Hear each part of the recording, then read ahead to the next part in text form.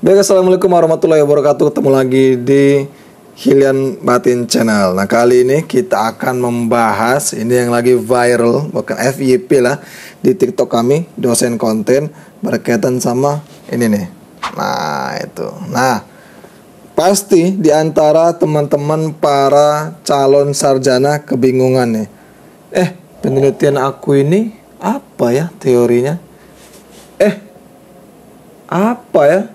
Ada nggak di penelitian aku ini atau rujukannya ini teorinya? Nah, kami hadir di sini untuk memberikan pencerahan pada teman-teman agar tidak bingung lagi. Tapi sebelumnya jangan lupa like, share, dan subscribe. Oke, teman-teman.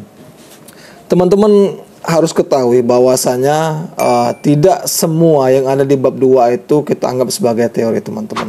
Teman-teman juga harus bisa membedakan mana yang disebut teori, mana yang disebut definisi. Secara pengertian dulu ya teman-teman ya.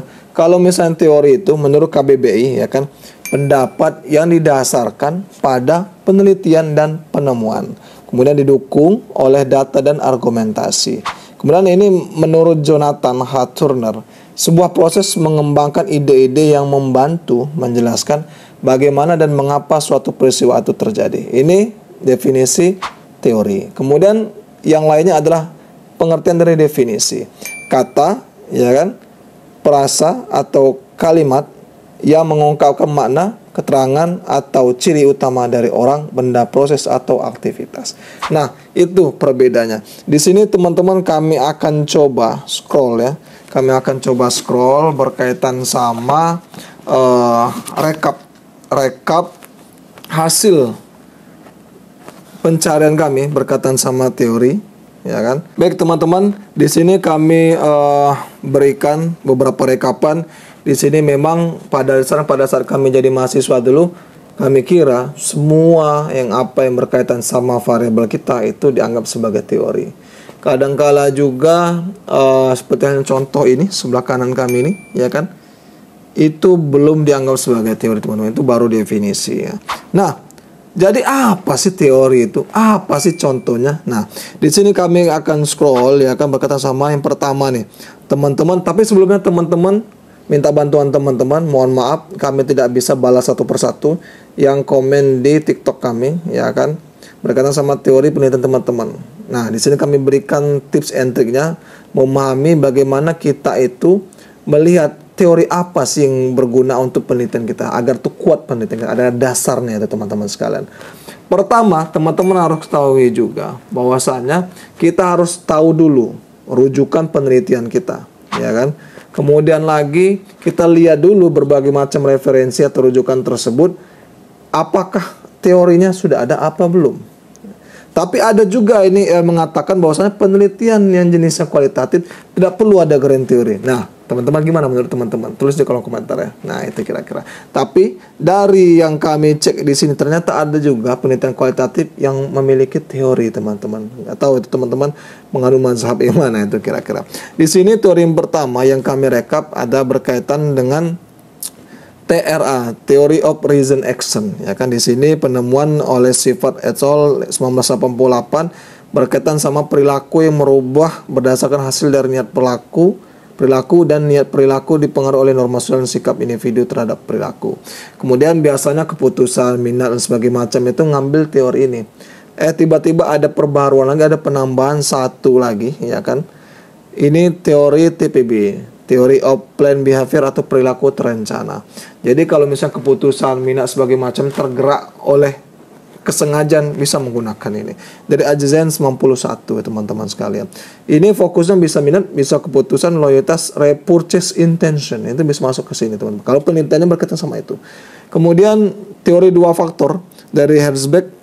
Ini penemunya dan tahun Frederick Herzberg 1950-an. Ya kan, di sini teori motivasi ada 2 faktor penting, memuaskan dan memotivasi kita. Memuaskan dan memotivasi. Kita memiliki kebutuhan dasar dan jika itu terpenuhi kita akan puas, dan jika tidak dipenuhi kita akan kecewa. Tapi memenuhi kebutuhan tersebut tidak serta-merta memotivasi kita. Sisi lain kita memiliki kebutuhan lain untuk mendukung kita tumbuh secara psikologis, memenuhi mereka bisa membuat kita tidak hanya puas tapi juga termotivasi. Ini contohnya beberapa fokus penelitiannya bisa masuk ke sini: kepuasan karyawan, kinerja karyawan, prestasi kerja, dan turnover intention. Ini salah satunya apa ya? Lebih kepada ketidakpuasan sih, pergantian posisi kerja itu kira-kira. Kemudian teori hierarki kebutuhan Maslow ini bisa digunakan ya kan, tapi ada juga sih perbaruan dari teori ini ya kan. Ini Abraham Maslow 1943.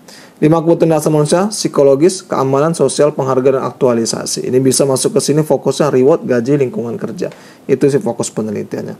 Lanjut TAM, teori teknologi acceptance model TAM dari Davis 1989 teman-teman. Ini berkata sama faktor penentu penerimaan dari suatu teknologi berbasis informasi secara umum yang untuk menggunakan teknologi tertentu menentukan kesediaan seseorang untuk mau menggunakan teknologi atau tidak. Ini fokusnya bisa digital payment, kris, mobile banking, sebagai macam. Ini menggunakan teknologi. Kemudian teori atribusi, attribution theory. Ini dari Heather 1959. Proses bagaimana seseorang menginterpretasikan suatu peristiwa, mempelajari bagaimana seseorang menginterpretasikan alasan atau sebab perilakunya. Fokusnya bisa akuntansi, ini lebih kepada manajemen laba. Kemudian keuangan, investor atau spekulan, memutuskan investasi. Dan audit itu fraud atau kecurangan, itu teman-teman. Kemudian teori sinyal atau sinyalin teori Spence 1973 teman-teman. Suatu tindakan diambil manajemen perusahaan yang memberikan petunjuk investor tentang bagaimana manajemen memandang prospek perusahaan. Nih, turun harga saham di pasar modal teman-teman. Kemudian sini kami coba scroll lagi ya agar lebih cepat ya teman-teman. Kemudian ada teori trade-off teori, the trade-off teori Modigan dan Miller 1963. Ini fokusnya keuangan, pajak, struktur modal. Kemudian lagi teori agensi Jensen dan Meckling 1976. Tadi hubungan antara prinsipal pemegang saham dengan agen manajer. Itu biasa lebih kepada audit, gender diversity juga bisa masuk ke sini. Kalau misalnya fokus ada penelitian teman-teman di situ. Teori peran. Nah, di sini kalau misalnya penelitian kualitatif berkaitan sama peran atau peranan. Teori utilitas Adam Smith berusaha memperoleh nilai sebanyak-banyaknya dengan menggunakan kecil-kecilnya rasional. Bisa berkaitan sama kalau misalnya kita usaha modal seminim-minim dapat keuntungan sebesar-besarnya menggunakan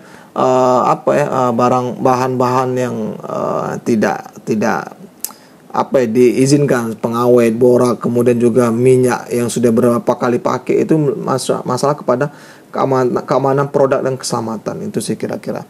Kemudian teori nilai Adam Smith ini berkata sama mengapa sejauh mana manusia menilai sesuatu apakah objek atau subjek. Nah, ini fokusnya pada etika, itu nilai ya, teori nilai. Kemudian teori harga Adam Smith, jangka panjang harga alamiah dapat dianggap sebagai harga yang adil atau fair karena merupakan kompensasi atas biaya produksi. Ini teori harga teman-teman.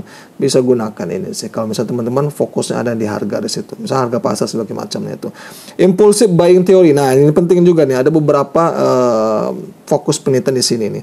Ini Hawkins Stearns 1962. Ini impulsive buying theory percaya bahwa pemasar dapat meyakinkan konsumen untuk membeli lebih dari apa yang sebenarnya mereka rencanakan.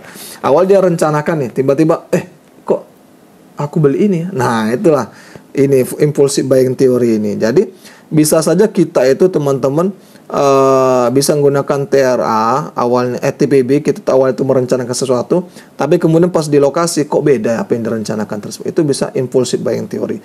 Nah, itu fokus penelitiannya. Kemudian Diffusion of Innovation Theory atau Innovation Diffusion Theory IDT, itu dari Rogers 95. Ini merupakan proses dari penyampaian inovasi dengan saluran tertentu dari waktu ke waktu pada suatu anggota sistem sosial. Roger menyampaikan bahwa difusi merupakan satu jenis komunikasi khusus yang berfungsi untuk menyampaikan sebuah inovasi atau gagasan baru. Ini bisa fokus di sini minat mengadopsi fintech, pelayanan umum, penelitian akuntansi atau keuangan berhubungan dengan teknologi. Teman-teman bisa opsi dari TAM, itu IDT ini. Kemudian use and gratification, ini dari Herzberg, Blumer dan Elihu Kart 1974. Ini mengatakan bahwa pengguna media memainkan peran aktif untuk memilih dan menggunakan suatu media. Ini biasa digunakan kalau fokus penelitian itu berkaitan sama penggunaan media, YouTube, media televisi, sebagai macam apa sih yang memutuskan masyarakat atau orang memilih itu. Nah, itu bisa menggunakan teori use and gratification. Kemudian teori threat factor di sini kalau kami cari-cari ya kan, ini pandangan mengatakan bahwa kepribadian seorang dapat dilukiskan dengan mengaplikasikan sejumlah ciri sejauh tampak dari hasil testing psikologis. Nah, ini kalau penelitiannya ada yang berkaitan sama keputusan karir. Ini threat factor, itu bisa fokus ke situ teman-teman. Kalau ini berkaitan sama posisi ya. Jadi kita itu ditentukan dengan tes psikotes kita. Kita itu fokusnya bisa di mana. Itu threat factor di sini.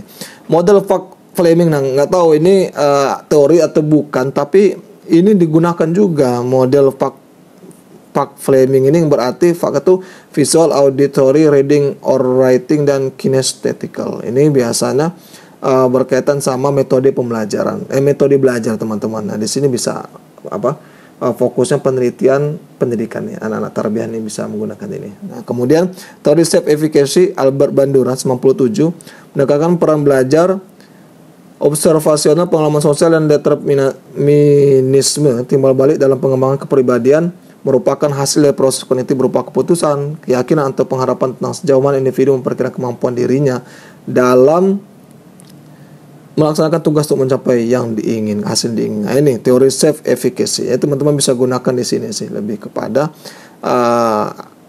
beberapa di sini peran belajar ini kira-kira. Kemudian teori manajemen perubahan Kurzlewin 1951. Kunci dari model Lewin terdiri dari 3 tahapan: unphrasing, mencairkan, change perubahan, dan rephrasing, membekukan kembali. Ini ada juga kami di kolom komentar teman-teman mengatakan bahwasanya teori ini berguna untuk bos atau leader switch atau bisa berganti gaya kepemimpinan sesuai dengan kondisi internal atau eksternal perusahaan itu sendiri. Nah ini teori manajemen perubahan ya. Teori aktor ini terakhir teman-teman. Ini dari Sarah Cook dan Steve Macaulay 97. Memandang masyarakat sebagai subjek yang dapat melakukan perubahan dengan cara membebaskan seorang dari kendali yang kaku dan memberi orang tersebut kebebasan untuk bertanggung jawab terhadap ide-ide, keputusan, dan tindakan-tindakannya. Ini ternyata aktor itu singkatan akronim dari authority, wewenang dengan memberikan kepercayaan, C, confidence and competence, rasa percaya diri dan kemampuan, T, trust, keyakinan, O, opportunities, kecepatan, R, responsibilities, tanggung jawab, S, support, dukungan. Ini biasanya penelitian yang ada hubungan dengan pemberdayaan. Nah, teman-teman, itu sekilas tentang teori yang kami rekap. Memang terinspirasi dari permasalahan ada mahasiswa yang kesulitan, apa sih teori? Nah itu salah satunya. Teman-teman, yuk kita bareng-bareng mengidentifikasikan penelitian kita, ya kan? Apa sih teorinya? Itu kira-kira. Kami mohon maaf tidak bisa membalas satu persatu, tapi yakinlah dari pemantik ini teman-teman bisa lebih peka melihat apa sih teori yang akan aku gunakan. Ini kira-kira. Sekian, terima kasih. Mohon maaf kalau misalnya salah perbuatan. Bila taufik wal hidayah, tulis di kolom komentar kalau misalnya ada apa-apa, ada saran sebagai macam. Insya Allah nanti rekapannya akan kami share. Nah, itu akan kami share ya kan. Tapi jangan lupa untuk support kami agar channel kami bisa terus berkembang teman-teman sekalian. Sekian, wassalamualaikum warahmatullahi wabarakatuh.